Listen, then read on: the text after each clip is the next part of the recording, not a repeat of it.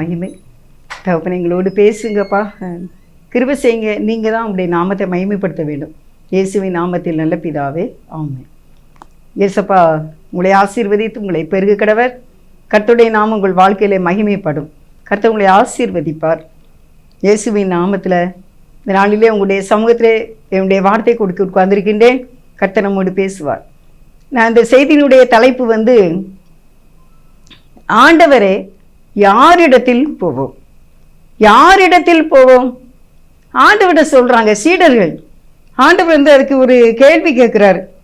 யோவான் 6வது அதிகாரம் 68வது வசனத்துல தான் சீமோன் பேதுரு அவருக்கு பிரதியுத்தரமாக, ஆண்டவரே யாரிடத்தில் போவோம்? நித்திய ஜீவ வசனங்கள் உம்மிடத்தில் உண்டே அப்படின்னு பேதுரு சொல்றாங்க. ராயப்பர், ராக்குன்னு பேர் அவருக்கு, பேதுரு, கேபா, சீமோன் பேதுரு, எல்லா பேரும் உண்டு. அவர் சொல்றாரு, ஆண்டவரே நாங்கள் யாரிடத்தில் போவோம்? ஏனென்றால் நித்திய ஜீவ வசனங்கள் உம்மிடத்தில் உண்டு. இந்த நித்திய ஜீவ வசனங்கள் இருந்தா போதும்.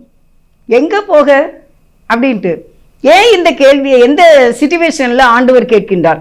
எந்த சூழ்நிலையில ஆண்டவர் ஏன் இந்த கேள்வி கேட்குறாங்க அப்படிங்கிறத அவங்களுக்கு அதுக்கு முன்னால சொல்றேன். ஆண்டவர் 66வது வசனத்துல ஆண்டவர் நிறைய காரியங்களை சொல்றார். தன்னுடைய சீடர்கள் எப்படி இந்த உலகத்துல பின்பற்றணும், ஆண்டவரை எப்படி சார்ந்திருக்க வேண்டும், எப்படி ஆண்டவருக்கு தேவனுக்கு பிரியமானவைகளையே செய்ய வேண்டும் என்று ஆண்டவர் பல காரியங்களை குறித்து அவர்களோடு பேசுகின்றார். 6ஆம் அதிகாரம் யோவான் நீங்க வாசி பார்த்தீங்கன்னா தெரியும். நிறைய பேர் ஆர்டர் விட்டு போயிட்டாங்க. நான் அதை வாசிக்கிறேன் பாருங்க. யோவான் 6வது அதிகாரம் 65, 66, 65. ஒருவன் என் பிதாவின் அருளை பெறாவிட்டால் என்னிடத்திற்கு வரமாட்டான் என்று இது நிமித்தமே உங்களுக்கு சொன்னேன் என்றார். 66. அது முதல் அவருடைய சீஷரில் அநேகர் அவருடனே கூட நடவாமல் பின்வாங்கி போனார்கள். அநேகர் இந்த உபதேசத்தை யார் கேட்பா? இது ரொம்ப கஷ்டம், இது முடியாது அப்படின்னு சீடர் நிறைய பேர் சொன்னாங்க. நிறைய பேர் சொல்லிட்டு பின்வாங்கி போயிட்டாங்க. அப்ப இயேசுப்பா கேட்குறாங்க, தன்னோடு கூட 12 சீடர்கள் எப்பொழுது கூடவே இருந்துகிட்டு இருக்காங்களே, அந்த சீடர்களை பார்த்து ஆண்டவர் கேட்டாங்க, நீங்களும் போய்விட மனதா இருக்கீங்களா? நீங்களும் என்னை விட்டு போறீங்களா? 12 பேரையும் ஆண்டவர் என்ன செய்தாங்க? சூப்பரா செலக்ட் பண்ணியிருந்தாங்க.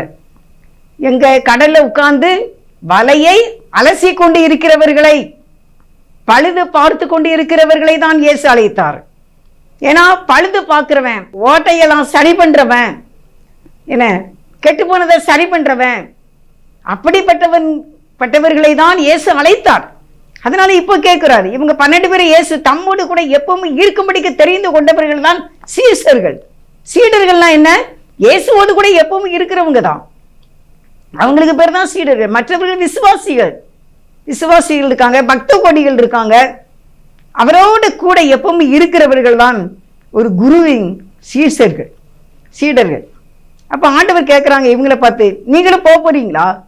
நீங்களும் போய்விட மனதாக இருக்கின்றீர்களா அப்படின்னு கேட்டாங்க. அப்பதான் பேதுரு சொன்னாரு, ராயப்பர், நாங்க யார்கிட்டப்பா போவோம்?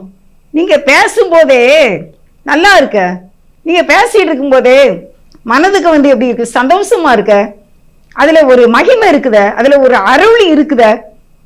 ஆண்டவர் பேசும்போது எங்களை ஒரு அண்ணன் எங்களை வழி நடத்துறாங்க ஆண்டவருக்குள்ள. அந்த அண்ணன் எப்பமாதான் வருவாங்க, வெளியூர்ல இருக்காங்க, எப்பமாவது வருவாங்க எங்களுக்கு ஆண்டவருடைய வலிமையை பற்றி சொல்றதுக்காண்டி. அப்போ நாங்க நிறைய பேர் சேர்ந்து கூட்டிடுவோம் அந்த இடத்துல. அப்ப அவங்க பேசிக்கிட்டே இருப்பாங்களா, அந்த பேசுகிற வார்த்தை அப்படி இருதயத்துக்கு ஏற்றா போல இருக்கும். பார்த்துக்கிடுங்க, அருமையா இருக்கும். அப்ப அவங்க கொஞ்சம் பேர் வந்த உடனே அவங்களுக்கு மட்டும் கொஞ்சம் செய்தி கொடுப்பாங்க, கொடுத்துட்டு நீங்க போங்க அப்படிம்பாங்க. ஆனா யாருமே அந்த இடத்த விட்டு எந்திக்க மாட்டாங்க. எதுக்குப்பா எங்களை இப்படி போக சொல்றீங்க அப்படின்னு கேட்பா ஒரு பிள்ளை. ஏன்ப்பா எங்களை போக சொல்றீங்க, இன்னும் கொஞ்சம் நீங்க பேசுங்க, நாங்க கேட்டுக்கிட்டு இருக்கோம் அப்படின்ட்டு.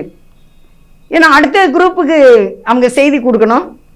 ஆனா சொல்லுவாங்க, எல்லாருக்குமே அப்படிதான் இருக்கு, இவங்க ஏன் போறாங்க, இந்த ஊழியக்காரங்க இவங்க செய்தி வல்லமையா இருக்குத அப்படின்னு நினைப்போம். பார்த்துக்கிடுங்க. அப்போ ஒரு மனிதனை கொண்டு, ஒரு மனிதனிடத்திலே ஆவியானவர் பேசும்போது அந்த வார்த்தைகள் இருதயத்திற்கு சந்தோஷமாகவும் இன்னும் நம்முடைய வாழ்க்கை பயணத்திலே முன்னேறி செல்வதற்கு ஏற்ற ஒரு வார்த்தைகளாகவும் கர்த்தர் மேல நம்பிக்கையை உண்டாக்கக்கூடிய வார்த்தைகளாகவும் அது இருக்குது. அதனால தானே யாருக்குமே போக மனசுல. அப்போ இயேசுவா பேசும்போது அப்படி இருந்துச்சு. இருந்ததுனால தான் ராயப்பர் வந்து அப்படி கேட்டார், பேதுரு நாங்கள் எங்கப்பா போவோம், உங்களுடைய வார்த்தையில் பயங்கர பவர் இருக்க, வல்லம் இருக்குத, வார்த்தைகள் மகிமையான பிரகாசமான விசுவாசமான ஊக்கத்தோடு சொல்லக்கூடிய வார்த்தைகள் மனிதனை வாழ வைக்கும், வாழ வைக்கும். ஆனால் நான் சொன்னார், இன்னைக்கு நம்மளும் சொல்லுவோம், நாங்கள் யார்கிட்டப்பா போவோம், நாங்கள் யார்கிட்ட போவோம். என்னுடைய வாழ்க்கையில் நடந்த ஒரு சம்பவத்தை உங்களுக்கு நான் சொல்ல இருக்கின்றேன். நான் ஆண்டவரை ஏற்றுக்கொண்ட பிறகு, ஆண்டவரை ஏற்றுக்கொண்ட ஒரு இந்து ஒரு சகோதரி எனக்கு ஃப்ரெண்டானாங்க. என்னை விட கொஞ்சம் சின்ன வயசு பிள்ளை. அப்போ ஏறக்குறைய எனக்கு இது வந்து 1982க்கு அப்புறம். அப்போ அந்த பிள்ளைக்கு என்னை விட ஒரு 10 வயசு கம்மியாக இருக்கும் பார்த்துக்கிடுங்க. அப்போ நாங்கள் 2 பேரும் ஒன்றா சேர்ந்து ஊழியர் செய்வோம். ஊழியர்னா அப்படி ஒரு வீட்டுக்கு போவோம், அங்கே போய் உட்காந்து என்ன செய்வோம், அவங்களுடைய கஷ்டங்களை கேட்போம், கேட்டுட்டு அவங்களுக்கு நாங்கள் ப்ரேயர் பண்ணுவோம். பண்ணிவிட்டு நாங்கள் தனியாக ஜெபரையில் உட்காந்து நாங்கள் 2 பேரும் பேசிக்கிட்டு இருப்போம். நான் ஓகே அப்படின்னு சொன்னால் அவள் எஸ் சொல்லுவாள், நான் போகலாமா அப்படின்னு சொன்னால் சரின்னு சொல்லுவாள். இங்கே 2 பேருக்குள்ள எந்த ஒரு வாக்குவாதமும் வந்ததே கிடையாது, எந்த ஒரு பொறாமையும் வந்ததே கிடையாது. அப்படியான ஒரு அன்பாக நாங்கள் இருந்தோம். ஒரு நாள் கூட எங்களுக்குள்ள எந்த ஒரு பிரச்சனையும் வராது. நல்ல ஒரு வார்த்தைகள் அவள் சொல்கிறது எனக்கு பிரயோஜனமாக இருக்கும், நான் சொல்கிறதும் அவளுக்கு நல்லா இருக்கும். இந்த வார்த்தை நல்லா இருக்கு அப்படின்னு நான் சொல்வேன். அவளை பார்த்து இப்படிலாம் ஜெபம் பண்ண படித்தேன் நீனு அப்படின்னு கேட்பேன். நாங்கள் எந்த ஊர் கதையும் பேசுனது கிடையாது பார்த்துக்கோங்க. ஆண்டவர் கிருபையினால ஆண்டவருடைய காரியங்களையும் நாங்கள் பேசிக்கொண்டே இருப்போம். நேரம் ஆயிரும், அவங்க மாப்பிள்ளை கவர்மெண்ட் ஜாப், அவங்க குறிப்பிட்ட நேரம் வந்துடுவாங்களே அப்படின்ட்டு தான் நாங்கள் எதிர்த்து வீட்டுக்கு ஓடுவோம் பார்த்துக்கிடுங்க. அது இன்பமாக இருக்கும். ஆனால் ஒரு நாள் அவள் இறந்து விட்டாள். அப்போ அதில் இன்னொரு ஃப்ரெண்டு அவளுக்கு உண்டு.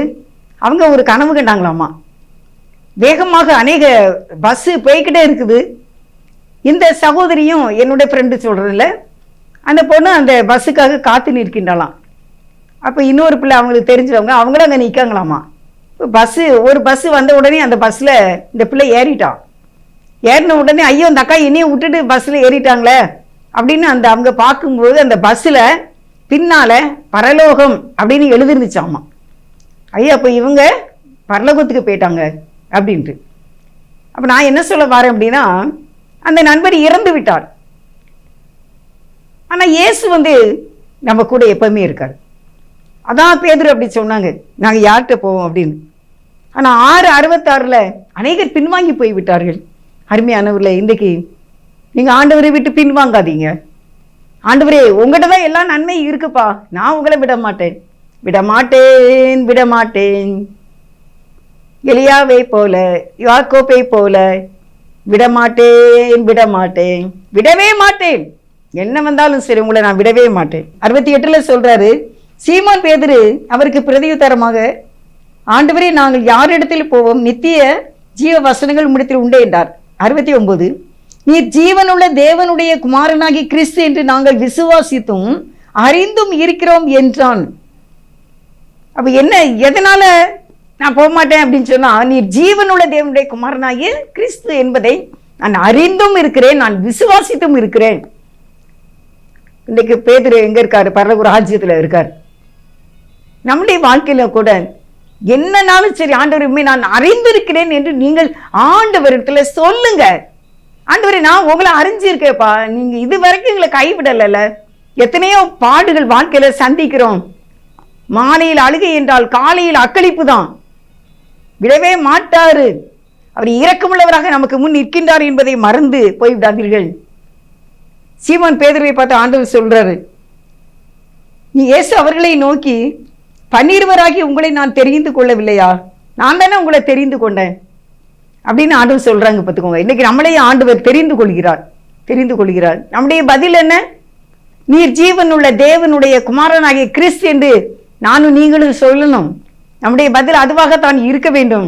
அப்பொழுது நாமும் இந்த உலகத்துல ஆசீர்வதிக்கப்பட்டவர்களாக இருப்போம்.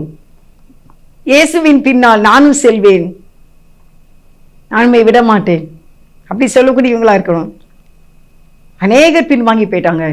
யாரு பின்வாங்கிறாதீங்க. சோர்ந்து போன நிலைமை வரலாம், குளிர்ந்து போன நிலைமை வரலாம், ஆனாலும் இயேசு கைவிட மாட்டார். அவர் தெரிந்து கொண்டதுதான். தொட்டவர் விட மாட்டார். அழைத்தவர் உண்மையுள்ளவர். முற்றுமுடிய நம்மை ரட்சிப்பார்.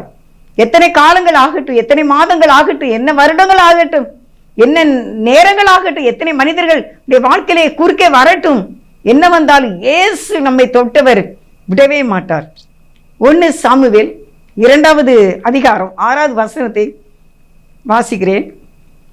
இயேசுவானவரை பற்றி இந்த வார்த்தை எனக்கு ரொம்ப பிடிச்சிருச்சு. தேவன் எப்படிப்பட்டவர்? 1 சாமுவேல் 2:6. கர்த்தர் கொல்லுகிறவரும் உயிர்ப்பிக்கிறவருமாய் இருக்கிறார். அவரே பாதாளத்தில் இறங்கவும் அதில் இருந்து ஏறவும் பண்ணுகிறவர். கர்த்தர் தரித்திரம் அடைய செய்கிறவரும் ஐஸ்வர்யம் அடைய பண்ணுகிறவருமாய் இருக்கிறார். அவர் தாழ்த்துகிறவரும் உயர்த்துகிறவருமானவர்.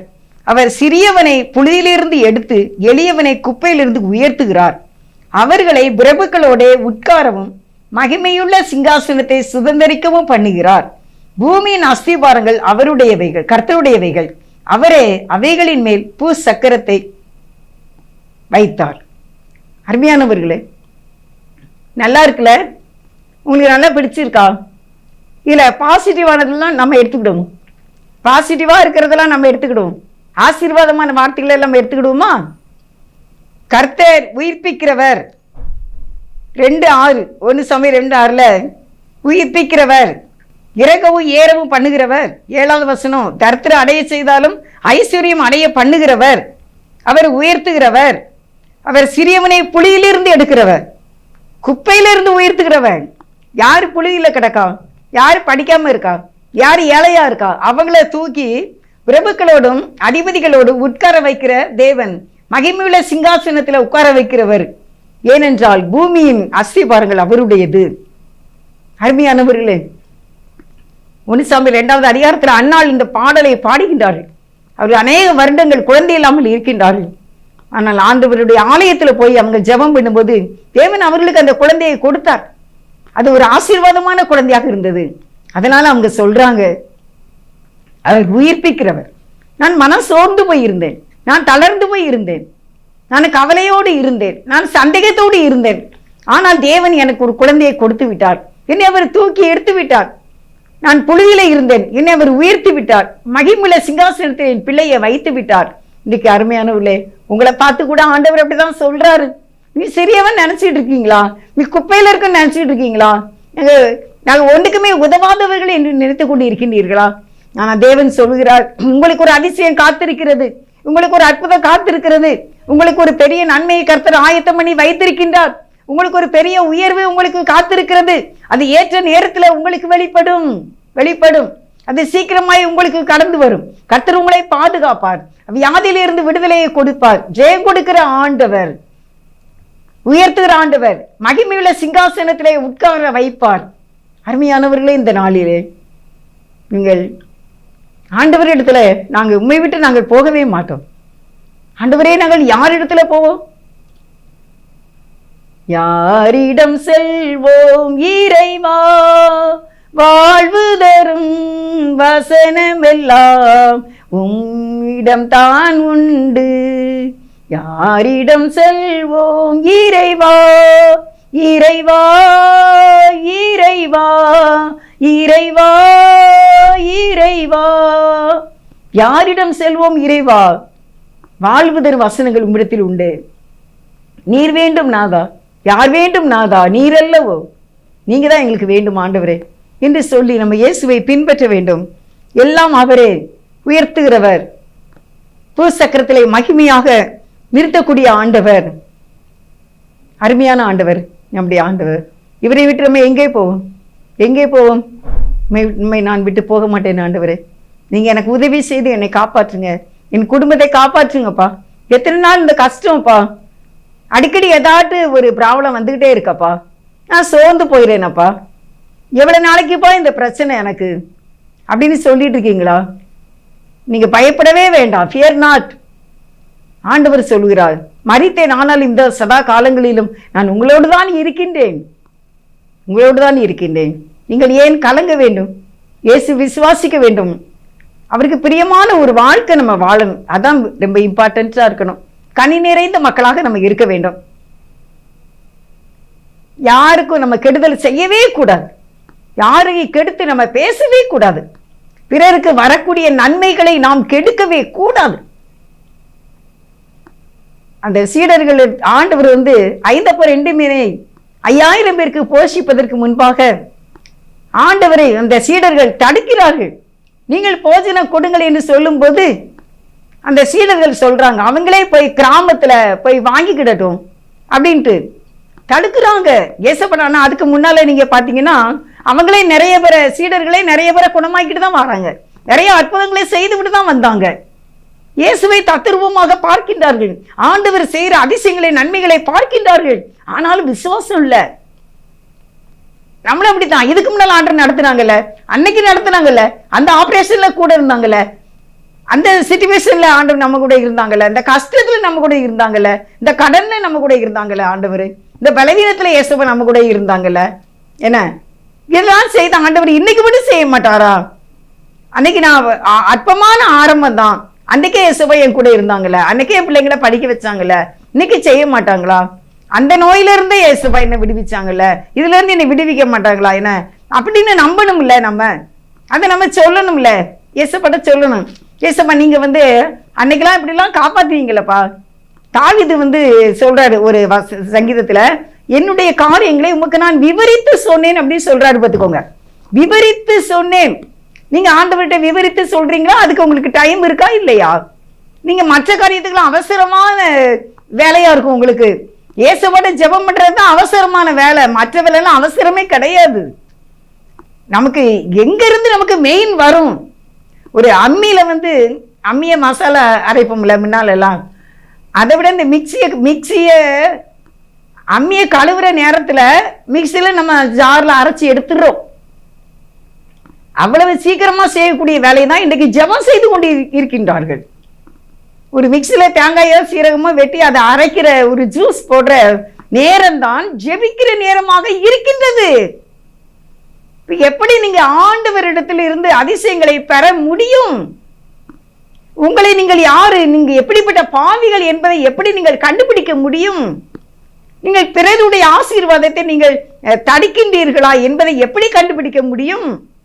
ஒரு அக்கா சொன்னாங்க, அன்னைக்கு ஒரு சகோதரி ரொம்ப ஏழை, அவங்க பார்த்து ஒருத்தர் கேட்டாங்களாம், இன்னொரு அக்காட்ட போய், இவங்க ரொம்ப கஷ்டப்பட்டவங்களா, நான் ஏதாவது ஹெல்ப் பண்ணணுமே அப்படின்ட்டு. அதுக்கு அவங்க என்ன சொன்னாங்க, இல்லை அவங்களுக்கு என்ன குறை, அவங்களாம் நல்லா தான் இருக்காங்க அப்படின்னு சொல்லிட்டாங்களாமா.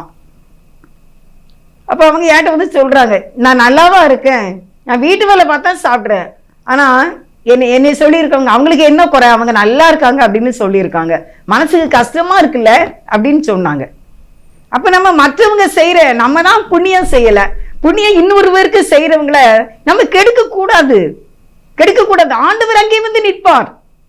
நமக்கு தேவன் நன்மை செய்ய வேண்டும், நமக்கு ஒருத்தர் கண்ணுல தயை கிடைக்க வேண்டுமே. அப்ப நம்மகிட்ட என்ன கேரக்டர் இருக்கு, நம்மகிட்ட என்ன குணம் இருக்குது, நன்மையே செய்யக்கூடிய குணமா இருக்குதா? நான் நல்லதையே விதைத்து கொண்டு போகின்றேனா? மனுஷன் எதை விதைக்கிறானோ அதையே அறுப்பான். நீ எவ்வளவு அளக்கிறாயோ அவ்வளவே உனக்கு அளக்கப்படும். நீ அமைக்கை குளிக்கை சரிந்து விழும்படி நன்றாய் அளந்து போட்டால் நமக்கும் ஆண்டவர் அமைக்கை குளிக்கை சரிந்து விழும்படி நன்றாய் அளந்து போடுவார். நம்ம எதை விதைக்கிறோம், அவனவனுக்கு உரிய கிரிக்கு தக்கதாக, செய்கைக்கு தக்கதாக, செயலுக்கு தக்கன நமக்கு பலன் உண்டு. அருமையானவர்களே, ஆண்டவரை நோக்கி பார்ப்போம். உங்களோட கோணம் எங்களுக்கு வேணும்ப்பா, ஏன்னா உங்களை மாதிரி நாங்களும் பேசணுப்பா, உங்களை மாதிரி எங்களுக்கு நல்ல இதயத்தை எங்களுக்கு தாங்கப்பா அப்படின்னு பேசுறதுக்கு உங்களுக்கு டைம் இருக்குதா? நீங்க ஜூஸ் போடுற நேரம் தான், நீங்க ஒரு கிரேப்ஸ் ஜூஸ் போடுறீங்களா, அந்த நேரம் தான் உங்க ஜப நேரம். அப்ப எப்படி நீங்க கஷ்டத்துல இருந்து மீளுவீங்க? கிதியோன் இருக்கார்ல, கிதியோன் பைபிள்ல இருக்கு, நியாயாதிபதிகள்ல. கிதியோன் ஆண்டவர் பேசுறாரு, நீ இந்த யுத்தத்துக்கு போப்பா என்ன அப்படின்ட்டு. அப்ப கிதியோன் சொல்றாரு, இல்லப்பா என்னால முடியாது, நான் ரொம்ப சின்ன கோத்திரம், என்ன நான் ரொம்ப சின்ன பையன், எங்க ஃபேமிலிலேயே நாங்க தான்ப்பா சின்ன கோத்திரம் அப்படி இப்படின்ட்டு நிறைய சாக்கு போக்கு சொல்றாரு. பார்த்துக்கோங்க.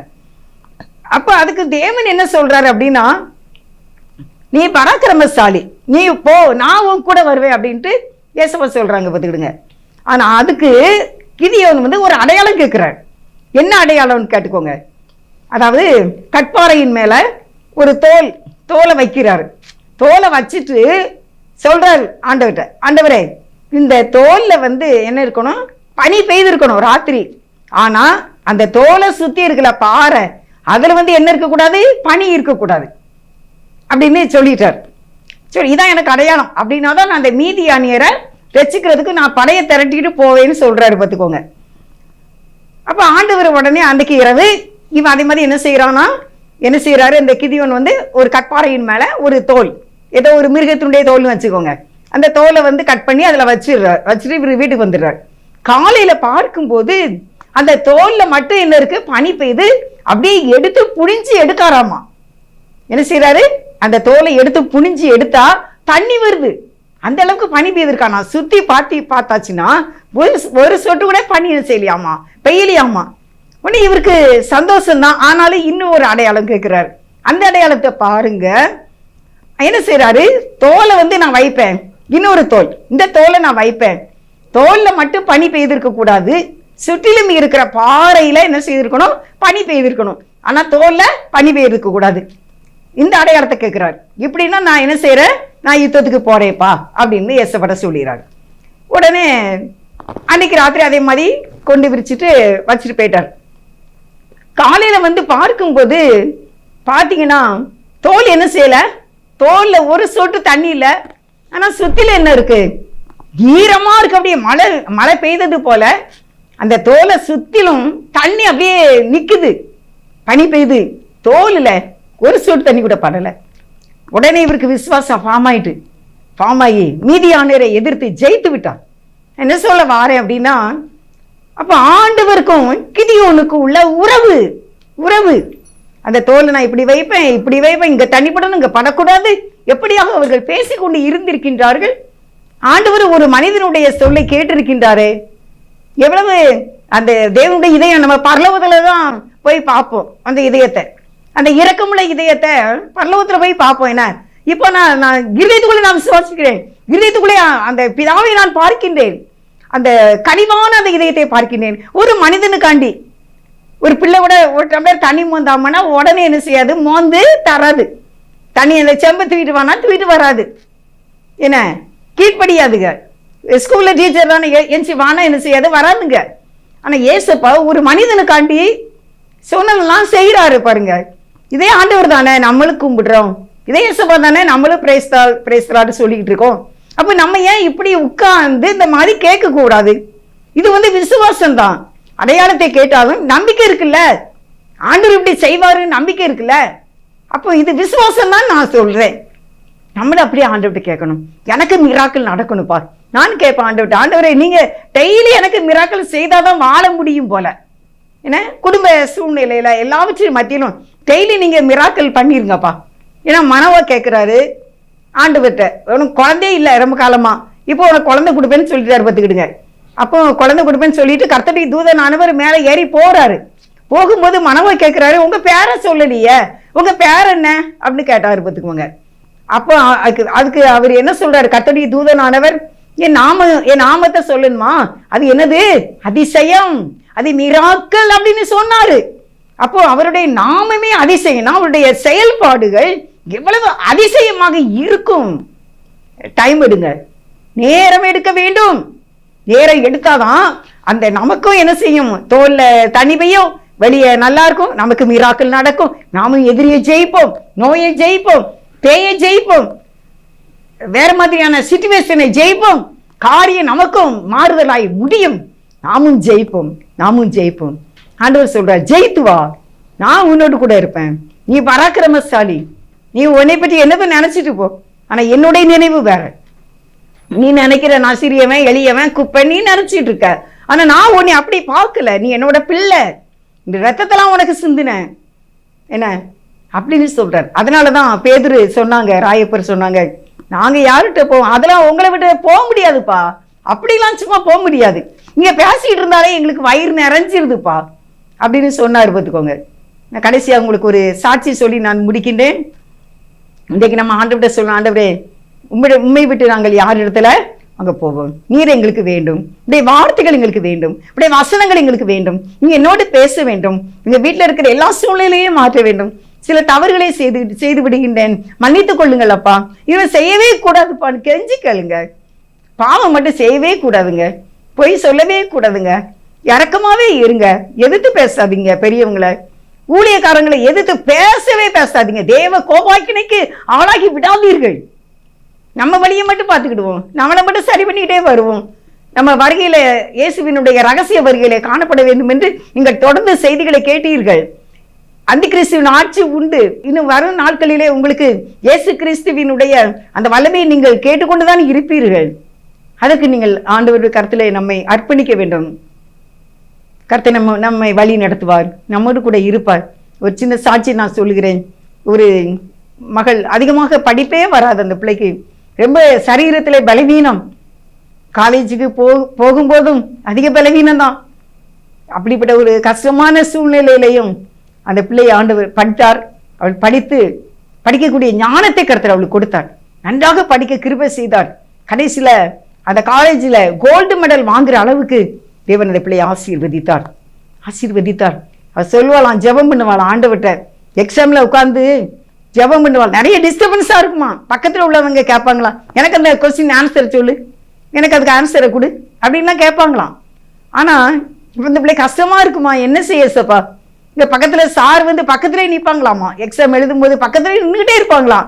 அப்ப டென்ஷனா இருக்கும்ல, என்ன யாருக்குனாலும் பரீட்சை எழுதுனா நம்ம மைண்டு வந்து ஒரே செட்டப் இருந்தானே எக்ஸாம் எழுத முடியும். சார் வந்து என்ன செய்வாங்களாமா, பக்கத்துலேயே நிற்பாங்களாமா. அப்போ உடனே அடுத்த நாள் டெஸ்ட்டுக்கு போகும்போது ஏசப்பட்ட ப்ரேயர் பண்ணலாம், ஆண்டவரே எனக்கு எந்த கொஸ்டினுமே ஆன்சர் தெரியாம இருக்கக்கூடாது, மறைவானவைகளை வெளிப்படுத்துகிறவர் நீர் என்று உபாகமத்துல சொல்லி இருக்குது, இணை சட்டம் அதுல சொல்லி இருக்குது. அதனால நீங்க எனக்கு எல்லா கொஸ்டினுக்கும் ஆன்சர் தந்துருங்க, மறைவானவைகளை எனக்கு வெளிப்படுத்திருங்கப்பா, எனக்கு பக்கத்துல எல்லாம் எந்த டிஸ்டர்பன்ஸ் இருக்கக்கூடாது, நான் சூப்பரா எக்ஸாம் எழுதணும் அப்படின்னு சொல்லிட்டு ப்ரே பண்ணிட்டு போனாலாமா. ஆண்டவருடைய கிருபை நல்ல அருமையானவர்களே, நல்ல மதிப்பெண்கள் வாங்கி கடைசியில அந்த எக்ஸாமை முடித்து அவள் அந்த காலேஜை விட்டு வெளியே வரும் பொழுது அங்கே கோல்டு மெடல் அவளுக்கு ஆயத்தமாக இருந்தது. அப்படியே அந்த ஸ்டேஜில் போய் அந்த அழகான ஒரு ட்ரெஸ்ஸோட ஏசப்பட்ட கிருபையினால அந்த கோல்டு மெடலை அவள் வாங்கி கொண்டு வந்தாளாம். அவள் சொல்றா ஒரே ஒரு வார்த்தை தான், மறைவானவைகள் கர்த்தருக்குரியது, எனக்கு வெளிப்படுத்தும், எனக்கு அந்த ஞானத்தை தாரும் என்று அவள் கேட்டு அவ்வளவு டிஸ்டர்பன்ஸும் மத்தியிலையும் ஏசப்பாவுடைய வார்த்தையை அவள் சார்ந்து இருந்ததுனால இன்னைக்கு அவள் பெரிய ஒரு விஞ்ஞானியாக காணப்படுகின்றாள். கர்த்தரால முடிய அருமையானவர்களே, ஒருவேளை நீங்க படிக்கிறவங்களா இருக்கீங்களா, வேலை பார்க்குறவங்களா இருக்கீங்களா, பெரிய குடும்பத்துல இருக்கீங்களா, எல்லாவற்றிலையும் கேளுங்க, ஆண்டவரே மறைவானது உடையதுப்பா, எனக்கு ஞானத்தை தாரும். யாரிடத்துல போவோம், உம்மிடத்திலே உண்டு ஜீவ வார்த்தைகள், எனக்கு தாரும் ஆண்டவரே. என்னை என் குடும்பத்தை ஆசீர்வதியும், எங்கள் மேல் இரக்கமாயிரும், பிரிந்திருக்கிற குடும்பங்களிலே எங்கள் கணவன் மனைவி இணைந்து வாழ கிருபை செய்துள்ளோம், குழந்தை பாக்கியங்களை தாரும், திருமணங்கள் நடக்கட்டும், கடன் பாரங்கள் தீரட்டும், அதிசயங்கள் நடக்கட்டும், காரியம் ஆறுதலாய் முடியட்டும், தோல்வியை ஜெயமாக மாற்றுங்க ஏசப்பா, வெற்றியை தாங்க என்று கேட்போம். நேரம் எடுத்து ஆண்டவருடைய சமூகத்திலே ஜெபிப்போம், விசுவாசிப்போம், தேவன் பெரிய காரியங்களை செய்வார். ஜெபம். நேசிக்கிற எங்கள் நல்ல தகப்பனே உமக்கு நன்றிப்பா, எங்களோடு கூட நீங்க பேசின வார்த்தைக்காக நன்றிப்பா. நாங்கள் யாரிடத்தில் போவோம், யாரிடம் செல்வோம் இறைவா, நீங்களே தான்ப்பா எங்களுக்கு எல்லாமே, எங்களுக்கு கற்றுத்தாங்க, எங்களோடு பேசுங்க, எங்களை வழி நடத்துங்கப்பா, எங்களை ஆசீர்வதித்தருளும், எங்கள் மேல் இரக்கமாயிரும், உன் கரத்திலே ஒப்பு கொடுக்கின்றோம். உமக்கே நன்றி. பெரிய காரியங்களை நாங்கள் எதிர்பார்க்கின்றோம், நீர் எங்களுக்கு செய்திருளும். தேசமே பயப்படாதே, மகிழ்ந்து களி கூறு, கர்த்தர் பெரிய காரியங்களை செய்வார். நோய்களை விலக்குங்க, தீர்க்காயுசை கொடுங்க. நன்றி இயேசுவின் நாமத்தில் நல்ல பிதாவே, ஆமேன் ஆமேன். God plus.